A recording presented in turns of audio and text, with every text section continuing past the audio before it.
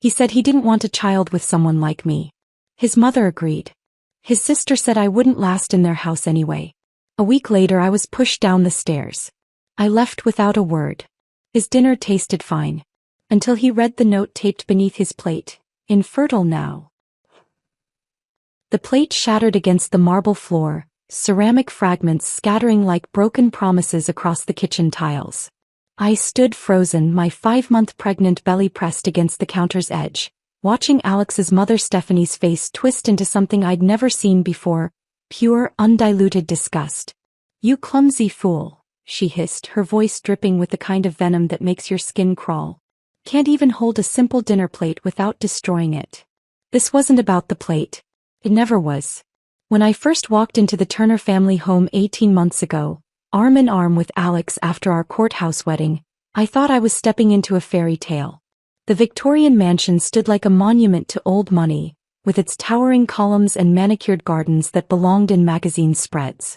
Alex had described his family as traditional but welcoming. I should have paid more attention to the word traditional. Stephanie Turner was a woman who commanded rooms without speaking, her silver hair always perfectly coiffed, her posture rigid as a general's. She smiled at our wedding photos, posed graciously for pictures, even complimented my dress. But I caught her studying me when she thought I wasn't looking, the way a scientist examines a specimen under a microscope. "She's different from what we expected," I overheard her telling Georgia, Alex's sister, during our engagement party. The way she said different made it sound like a disease. Georgia was worse. While Stephanie maintained a facade of politeness, Georgia didn't bother pretending. She was 28, unmarried, and bitter about it. Everything I did became a target for her passive-aggressive comments. When I rearranged the living room furniture to create more space, she announced loudly that some people don't understand family traditions. When I cooked dinner using my grandmother's recipes, she'd push food around her plate and declare she wasn't hungry for experimental cuisine. But Alex, my Alex, had been my sanctuary. During our courtship he'd been attentive, gentle, the kind of man who remembered small details like how I preferred my coffee or which songs made me smile. He worked as an accountant for a prestigious firm downtown, steady and reliable. When he proposed on a quiet evening in his apartment, away from his family's watchful eyes, I felt like I'd finally found my safe harbor after years of turbulent relationships. The first crack appeared when I announced my pregnancy. I'd planned it perfectly, waiting until Sunday dinner when the whole family gathered around Stephanie's polished mahogany table. I placed the ultrasound photo next to Alex's plate, my heart hammering with excitement. This was supposed to be our moment of joy, the beginning of our real family. The silence stretched like a taut wire ready to snap. Alex stared at the image, his fork suspended halfway to his mouth. Stephanie's face went completely blank, as if someone had erased all expression from it. Georgia actually laughed, a sharp, bitter sound that made my stomach lurch. "Well," Stephanie finally said, dabbing her lips with her napkin, "this is unexpected. Unexpected. Not congratulations. Not expressions of joy about their first grandchild. Just unexpected." Alex cleared his throat. "We should discuss this privately," he mumbled, avoiding my eyes. That night, lying in our bed while Alex faced away from me, I tried to rationalize their reaction. Maybe they were shocked. Maybe they needed time to adjust. Maybe traditional families processed news differently than I was used to. But as weeks passed, the atmosphere in the house grew poisonous. Stephanie began making pointed comments about young women who rush into motherhood without considering the consequences. She'd leave pregnancy books around the house. Not the encouraging kind, but clinical texts about high-risk pregnancies and complications. When I'd find them, she'd feign surprise. "Oh, those old things. I was just doing some research. You can never be too prepared for difficulties." Georgia escalated her campaign of psychological warfare. She'd invite friends over who'd gush about their own pregnancies within earshot, then pointedly exclude me from conversations. When I experienced morning sickness, she'd complain loudly about the smell of whatever I was cooking, forcing me to eat crackers in my room like a prisoner. But the most devastating change was in Alex. My husband, the man who once traced my face with gentle fingers and whispered promises about our future, began treating me like an inconvenience. He'd come home later each evening claiming urgent projects at work. When I'd try to discuss baby names or nursery plans, he'd change the subject or suddenly remember urgent phone calls he needed to make. "Maybe we should wait," he said one evening, his voice clinical and detached. "I've been thinking about our finances, our career plans. Maybe this isn't the right timing." The way he said this instead of "our baby" sent ice through my veins. I caught whispered conversations that stopped abruptly when I entered rooms. Phone calls taken behind closed doors. Glances exchanged between the three of them that excluded me completely, like I was some unwelcome outsider who'd somehow infiltrated their perfect world. The house itself seemed to turn against me. Floors that had once felt welcoming now felt hostile under my feet. Family photos lining the hallways, generations of Turners with their identical cold eyes, seemed to watch me with disapproval. Even my own reflection in the antique mirrors scattered throughout the mansion looked foreign, like I was playing dress-up in someone else's life. At 5 months, when my pregnancy became undeniably visible, the pretense finally crumbled completely. That Tuesday evening I was carrying a tray of dishes upstairs. Stephanie insisted on eating in the formal dining room, then expected someone to clean up afterward. My back ached, my feet were swollen, but I'd learned that complaining only invited more scrutiny. The stairs in the Turner house were grand and sweeping, designed for dramatic entrances rather than practical navigation. As I reached the landing, balancing the heavy tray against my growing belly, I felt it, a sudden forceful shove between my shoulder blades. Time fragmented. The tray flew from my hands, china exploding against the walls. My body twisted, my arms instinctively wrapping around my stomach as I tumbled down those unforgiving wooden steps. Each impact sent shockwaves of agony through my spine, my ribs, my soul. When I finally stopped moving, crumpled at the bottom of the staircase like a broken doll, the pain was excruciating. But worse than the physical agony was the sound drifting from the top of the stairs. Hushed voices, not calling for help, not expressing concern. Just satisfied whispers. And in that moment, sprawled on the cold marble floor with my baby's life hanging in the balance, I finally understood the truth about the family I'd married into. They'd never wanted me to succeed. They'd been waiting for me to fall. The emergency room doctor's face was professionally neutral as she pressed the ultrasound wand against my bruised abdomen. I held my breath, waiting for words that would either save or destroy what remained of my world. The steady rhythm of my baby's heartbeat filled the sterile room like a defiant war drum. "Everything looks normal," she said, her voice carrying the relief I couldn't yet allow myself to feel. "Your baby is strong. But you need to be more careful on those stairs. More careful." As if my tumble down the Turner family staircase had been an accident. I smiled and nodded, playing the part of the clumsy pregnant woman who'd simply lost her footing. The bruises painting my ribs in shades of purple and yellow told a different story, but I kept that narrative to myself. Some truths are too dangerous to speak aloud, especially when you're surrounded by people who benefit from your silence. The ride back to the mansion felt like traveling toward my own execution. Alex drove with his usual mechanical precision, his hands gripping the steering wheel at exactly 10 and 2 o'clock. He asked the required questions about my condition, made the appropriate concerned sounds, but his eyes never quite met mine in the rearview mirror. "Maybe you should rest more," he suggested as we pulled into the circular driveway. "Pregnancy can make women unsteady." Unsteady. Another carefully chosen word to rewrite history. That night, lying in our bed while Alex's breathing settled into the rhythm of sleep, I made my decision. But not the one they expected. They wanted me broken, defeated, grateful for whatever scraps of dignity they might allow me to keep. Instead, I would become something far more dangerous, invisible. For 3 weeks I played my part perfectly. I moved through their house like a ghost, speaking only when spoken to, keeping my eyes downcast, appearing to shrink further into myself with each passing day. Stephanie's satisfied smiles grew more frequent. Georgia actually hummed while arranging flowers, as if my spirit's apparent breaking had lifted some invisible weight from her shoulders. But while they celebrated their perceived victory, I was studying them with the intensity of a scientist observing lab specimens. I learned Stephanie's schedule down to the minute. Her morning yoga sessions, her weekly bridge club meetings, her Thursday afternoon visits to the country club. I memorized Georgia's habits, her tendency to leave important documents scattered across her desk, her complete reliance on prescription anxiety medication that she kept in an unlocked bathroom cabinet. Most importantly, I watched Alex. My husband had patterns, routines as predictable as clockwork. He ate the same breakfast every morning, left for work at exactly 7:30, returned home at precisely 6:15 unless he had one of his increasingly frequent late meetings.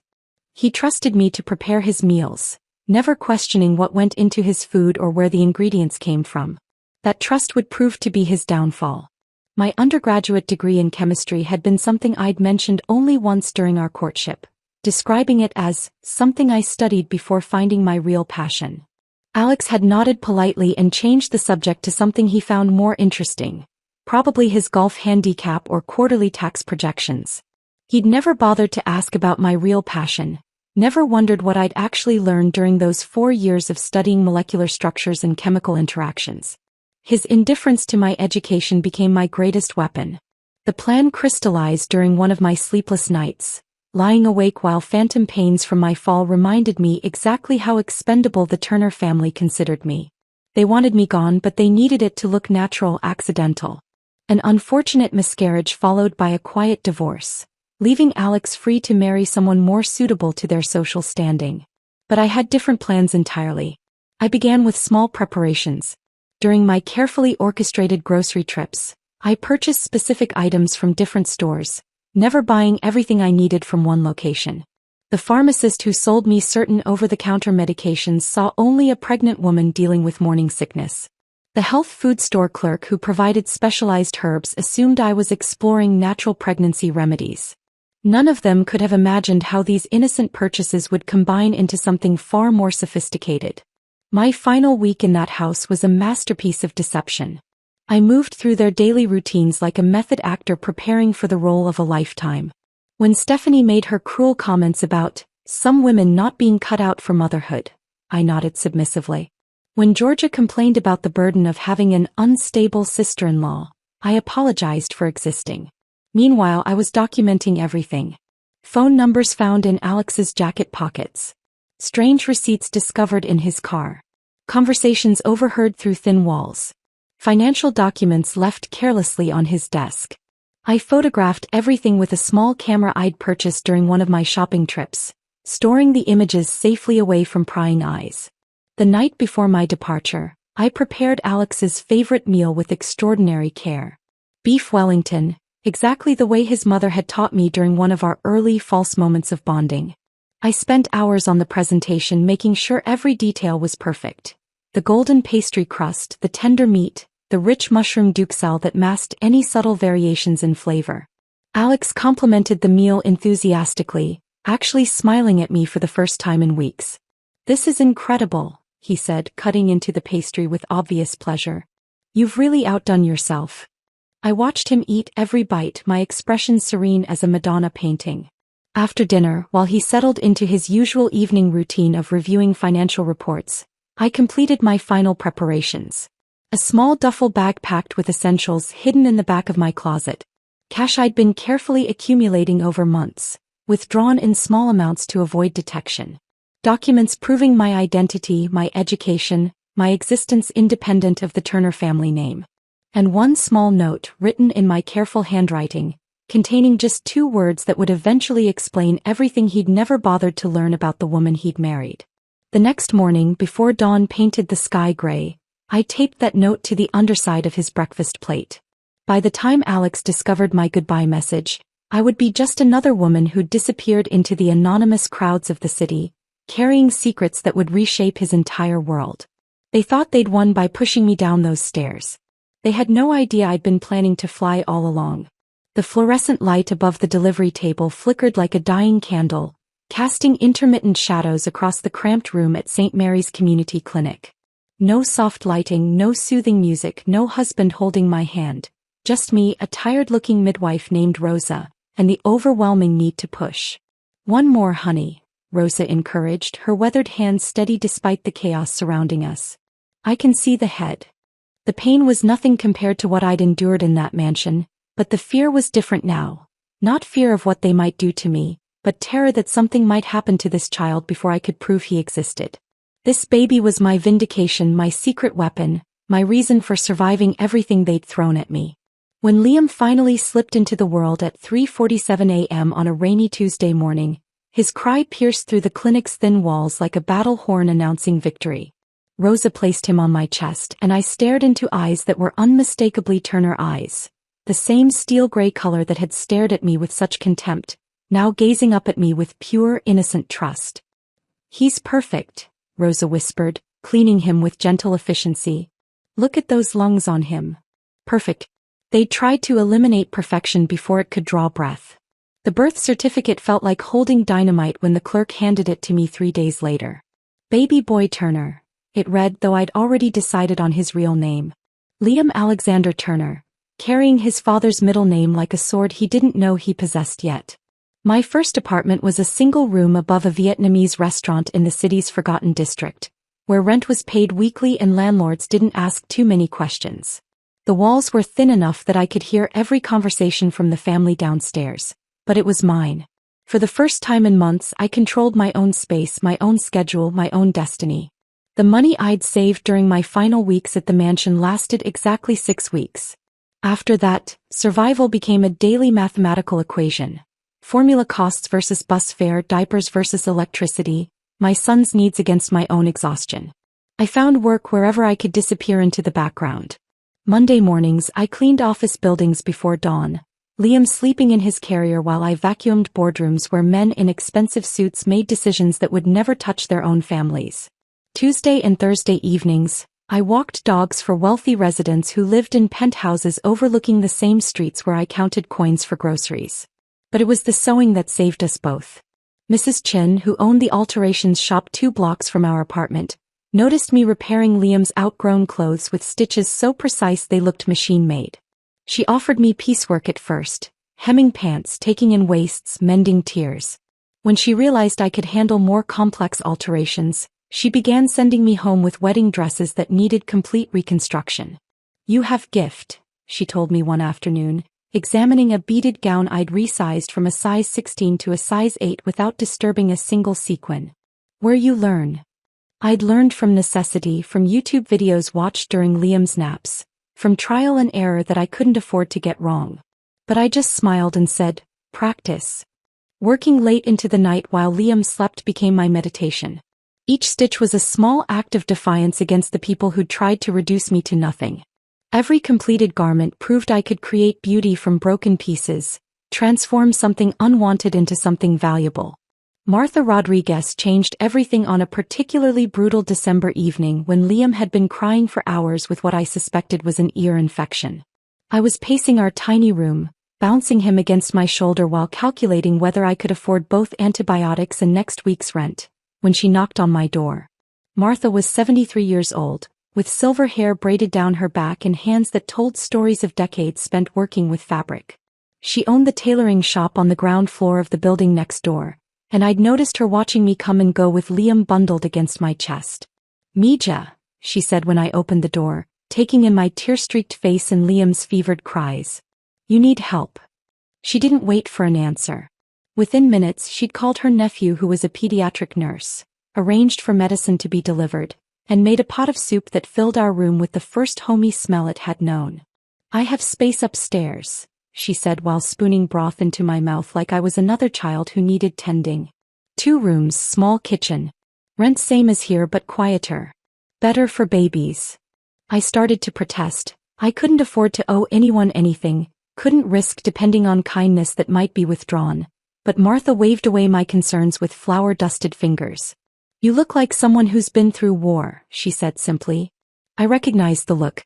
I came here from El Salvador in 1979 with nothing but my sewing machine and my grandson. Sometimes we need angels and sometimes we need to be angels. Today I'm your angel. The apartment above Martha's shop became our sanctuary. 2 small rooms with windows that actually opened, a kitchen where I could cook real meals instead of heating formula and instant noodles, and most importantly, a woman downstairs who never asked where Liam's father was or why I'd appeared in her neighborhood with nothing but determination and a baby who smiled like sunshine. I documented everything with obsessive precision. Every doctor's visit, every milestone, every photo of Liam growing from a tiny infant into a toddler with his father's stubborn chin and his grandfather's intelligent eyes. I kept receipts, vaccination records, even the hospital bracelet from his birth. Something deep in my bones whispered that proof would matter someday.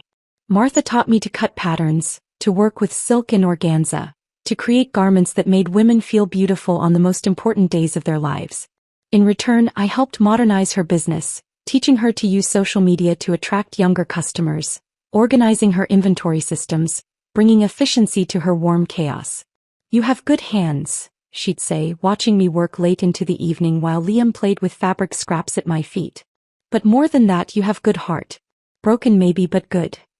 Liam's first word was "Mama," spoken clearly on a Saturday morning while I hemmed a bridesmaid's dress.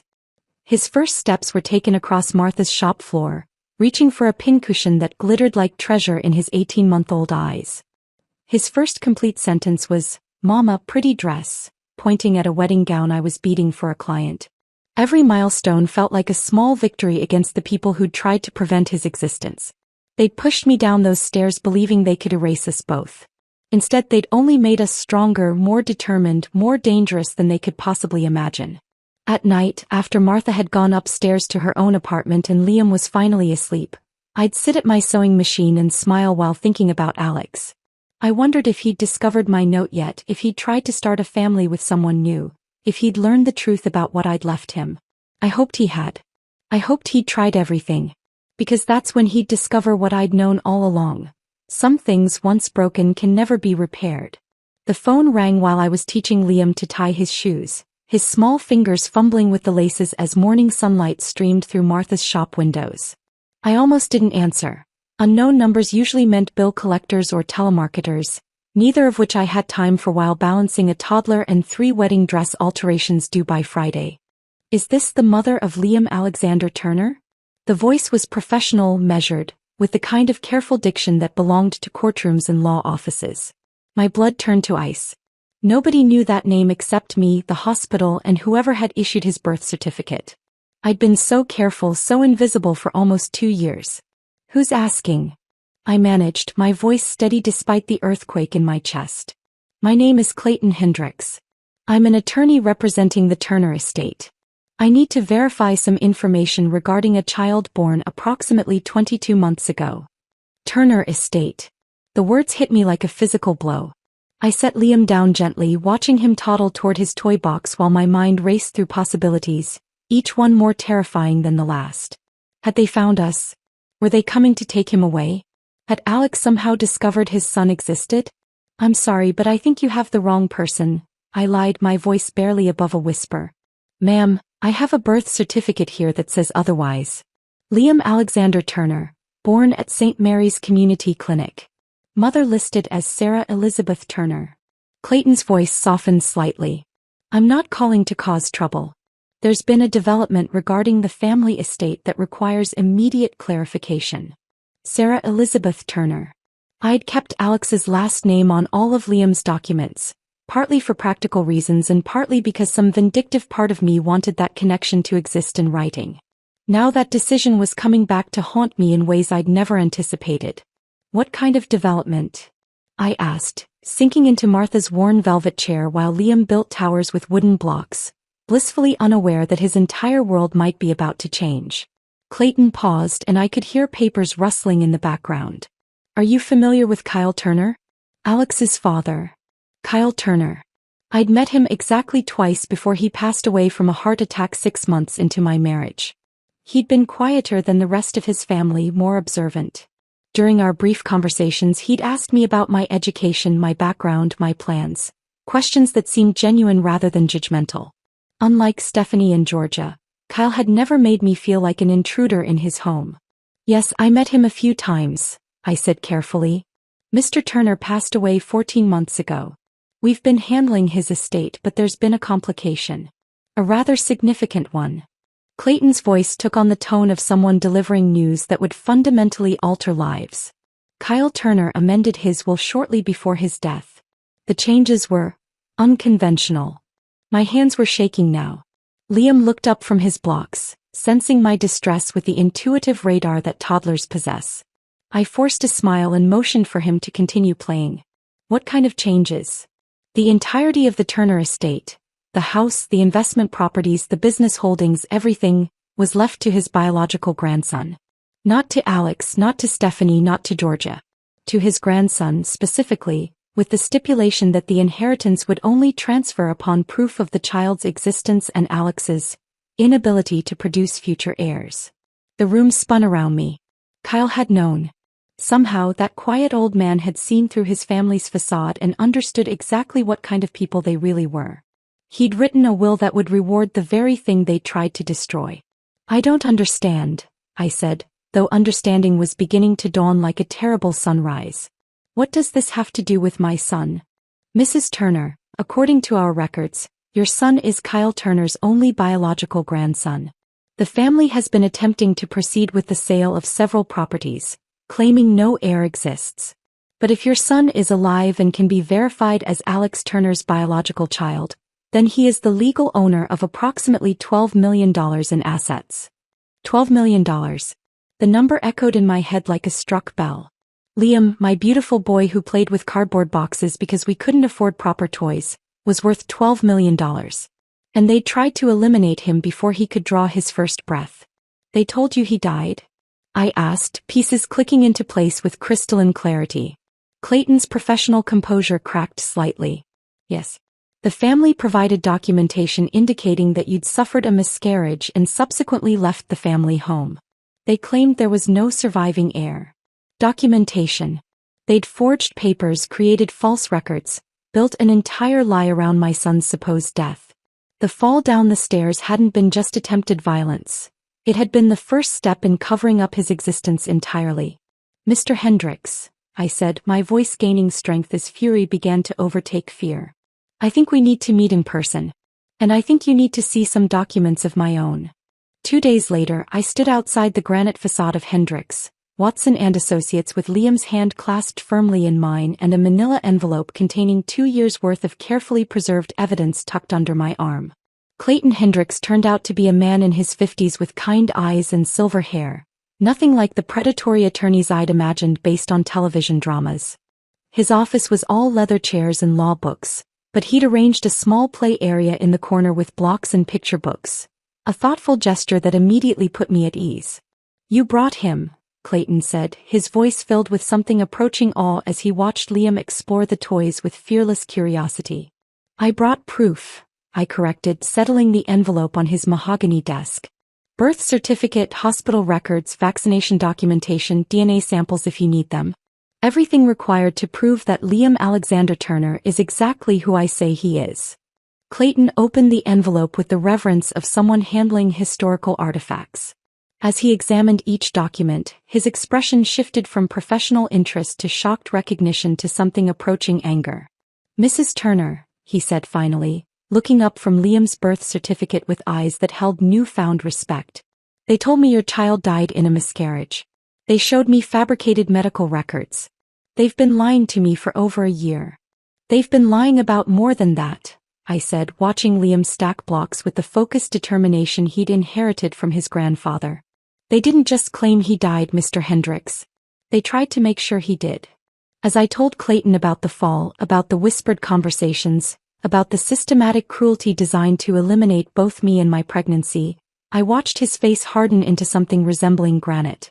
By the time I finished, he was gripping his pen so tightly his knuckles had gone white. "Do you understand what this means?" he asked quietly. I looked at my son, this miracle child who'd survived everything they'd thrown at us, and smiled.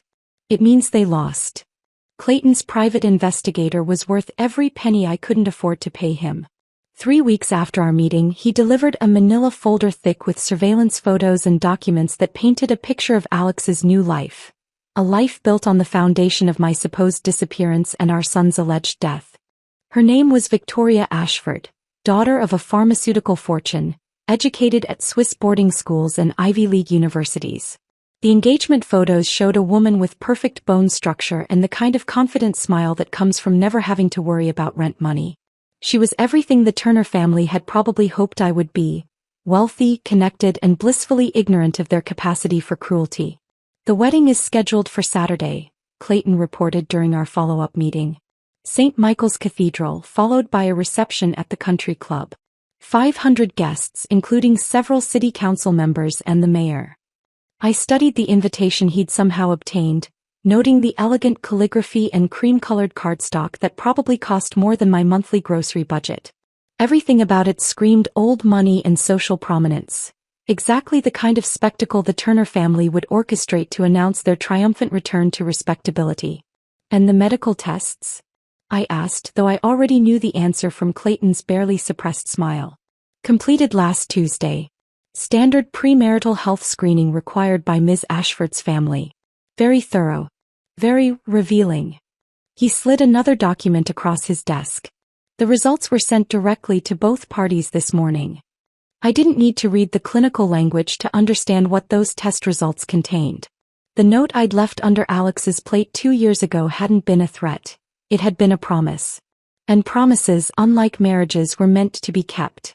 The irony wasn't lost on me that Victoria Ashford discovered her fiancé's infertility on what should have been the happiest morning of her life. I imagined her sitting in some luxury hotel suite, surrounded by bridesmaids and wedding planners, when the email arrived with news that would shatter every future she'd envisioned. According to Clayton's contact at the hospital, a nurse who happened to be Martha's niece, the conversation between Victoria and Alex that morning had been brief and devastating. Alex had tried to explain, to minimize, to suggest they could explore other options. Victoria had listened in silence, then asked a single question that ended everything. How long have you known? His inability to answer honestly had told her everything she needed to know. The cathedral bells were ringing 11 o'clock when Victoria Ashford walked down the aisle for the last time as his intended bride. Clayton's investigator had positioned himself discreetly in the back pew, camera hidden, ready to document what would become the most talked-about wedding disaster in the city's recent memory. She looked ethereal in her custom Vera Wang gown, a vision of ivory silk and French lace that had taken 8 months to create. The 5-carat diamond on her finger caught the stained glass light as she moved with practiced grace toward the altar where Alex waited in his perfectly tailored tuxedo. But something was wrong. The guests sensed it first, a tension that rippled through the cathedral like wind across water. Victoria's steps were too measured, too deliberate. Her expression was serene, but her eyes held the cold fury of a woman who'd discovered she'd been built a life on lies. She stopped 6 feet from the altar. Close enough for Alex to see the knowledge in her eyes, far enough away to ensure her words would carry to the back pews. "Ladies and gentlemen," Victoria said, her voice clear and steady as cathedral bells. "I want to thank you all for coming today to witness what was supposed to be the beginning of a beautiful marriage." Alex's face went ashen. Stephanie half rose from her front row seat, her mouth opening in a silent protest. Georgia gripped her purse like a weapon, as if expensive leather could somehow protect her from the tsunami that was building. "Unfortunately," Victoria continued, turning to face the congregation with the poise of someone accustomed to commanding rooms full of powerful people, "I've recently learned that my fiancé has been less than honest about certain fundamental aspects of our future together." The silence in the cathedral was so complete that the rustle of her dress sounded like thunder as she reached into her bouquet and withdrew a folded document. "This morning, I received the results of Alex's fertility testing." Her voice never wavered, never rose, never betrayed the emotional earthquake that must have been occurring beneath her composed exterior. Tests that revealed he is completely and irreversibly sterile. A condition he has apparently been aware of for quite some time. The gasps from the congregation created a sound like wind through autumn leaves. Alex tried to step toward her, his hand extended in supplication, but Victoria's expression stopped him cold. "You told me you wanted children," she said, finally allowing emotion to creep into her voice. Not anger, but something far more devastating: disappointment. "You let me plan our family. You let me imagine our future. You let me believe in a lie." She let the fertility report flutter to the cathedral floor like a fallen prayer. "I will not marry a man who begins our union with deception. I will not tie my life to someone who views honesty as optional." Victoria turned back to the congregation, her chin raised with dignity that would have made queens envious. "This wedding is cancelled. The reception is cancelled. Your presence here today will serve as witness not to a marriage, but to the importance of truth in all our relationships." With that, she turned and walked back down the aisle, her train trailing behind her like a river of silk and shattered dreams. The cathedral doors closed behind her with a sound like thunder, leaving behind 500 guests and a family whose carefully constructed world had just imploded. Stephanie's wail echoed off the stone walls, a sound of pure anguish that spoke to the loss of more than just a wedding. Georgia began screaming at Clayton, who had appeared as if materialized from the shadows to serve the legal papers that would transfer the Turner estate to its rightful heir. Alex stood frozen at the altar, his tuxedo suddenly looking like a costume for a play that had ended without his permission. The fertility report lay at his feet like evidence at a crime scene, proof of the lie that had finally caught up with him. I wasn't there to witness the chaos firsthand, but Martha's niece called me that evening with details that spread through the city's social circles like wildfire. The story had everything gossip lovers craved: old money, family secrets, medical revelations, and a bride with enough backbone to walk away from millions rather than accept deception. That night I sat in my small apartment above the tailoring shop, Liam sleeping peacefully in my arms, and felt something I hadn't experienced in years: the deep satisfaction of justice served exactly as it should be. Not through violence or cruelty, but through the simple, inevitable consequences of treating people as disposable.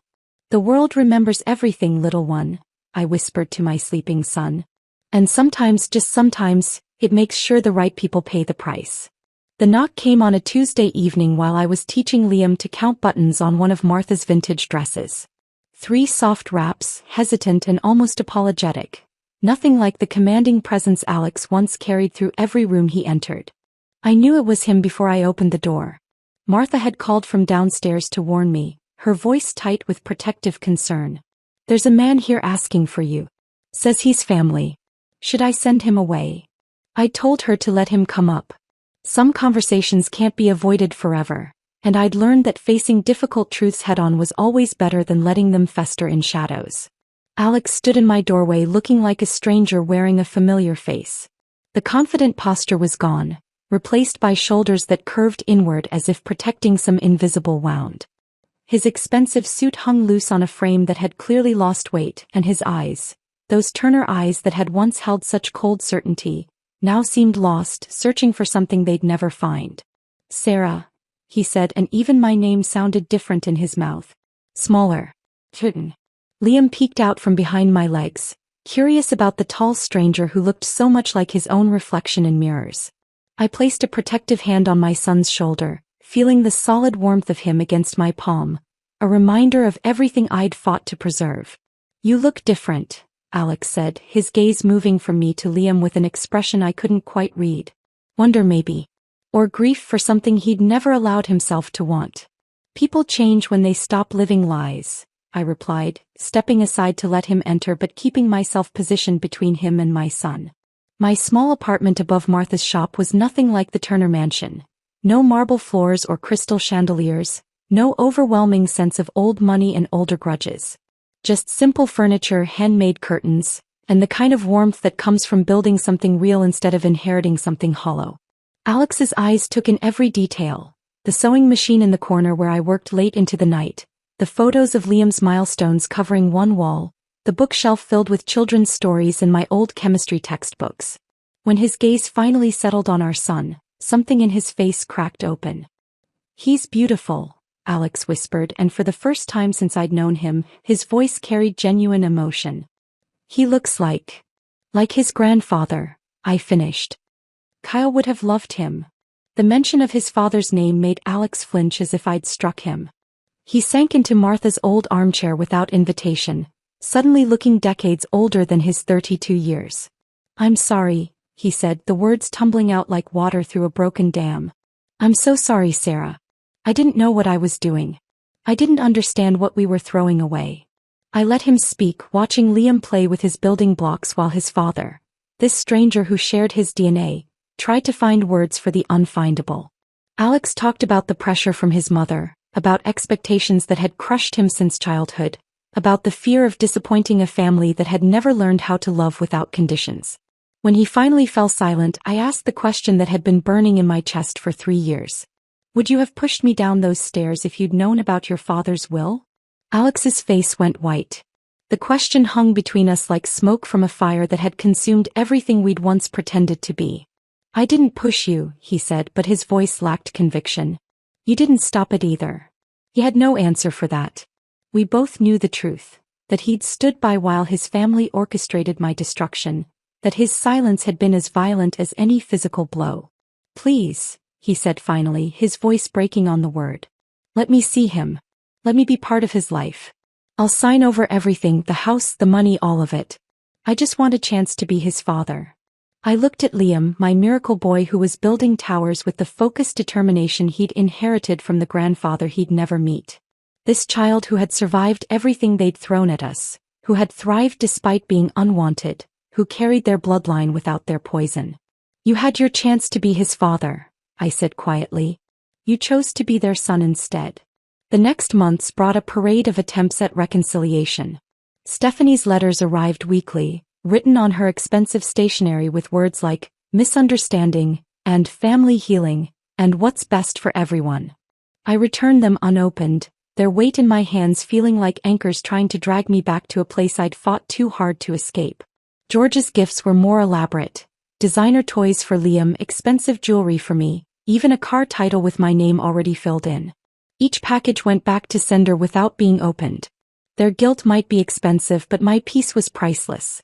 Clayton helped me establish the boutique 6 months after the wedding disaster. Liam's legacy occupied a small storefront 3 blocks from Martha's shop, with wide windows that let in morning light and a cheerful blue door that made children smile when they walked past. The shop specialized in handmade children's clothing, little dresses with hand-embroidered flowers, tiny suits perfect for special occasions, christening gowns that would become family heirlooms. Every piece was crafted with the precision I'd learned from Martha and the love I'd discovered through motherhood. Word spread quickly through the community. Parents appreciated the quality, children loved the bright colors and soft fabrics, and I found deep satisfaction in creating beautiful things for families who understood how precious their children were. On slow afternoons, I'd watch Liam play in the shop's corner while I worked, his laughter mixing with the sound of my sewing machine in a symphony of contentment. He was growing into himself, intelligent like his grandfather, determined like his mother, but with a gentleness that came from being truly wanted. The Turner family never stopped trying to insert themselves into our lives. They hired lawyers who were politely dismissed by Clayton, sent social workers who found nothing but a thriving child in a loving home, even attempted to use their social connections to pressure me into contact. But I'd learned something during those dark months in their mansion. Peace isn't the absence of conflict. It's the presence of boundaries so strong that other people's chaos can't touch what you've built. Every evening I'd lock up the shop and climb the stairs to our apartment, where Liam would be waiting with stories about his day and questions about everything from why flowers need water to whether stars have names. After dinner and bath time and bedtime stories, I'd tuck him into his small bed and watch him sleep, this child who had been unwanted by some but was everything to me. In those quiet moments, I felt something I'd never experienced in the Turner mansion. Complete and perfect peace. Not because my enemies had suffered, though they had, but because I'd refused to let their poison transform me into something bitter and broken. They'd tried to destroy us and instead they'd set us free. That was the sweetest victory of all. If this story of sweet revenge had you on the edge of your seat, smash that like button right now. My favorite part was when Sarah left that chilling note under Alex's dinner plate. Infertile now. The ultimate checkmate move. What was your favorite moment? Drop it in the comments below. Don't miss more thrilling stories like this. Subscribe and hit that notification bell so you never miss an upload.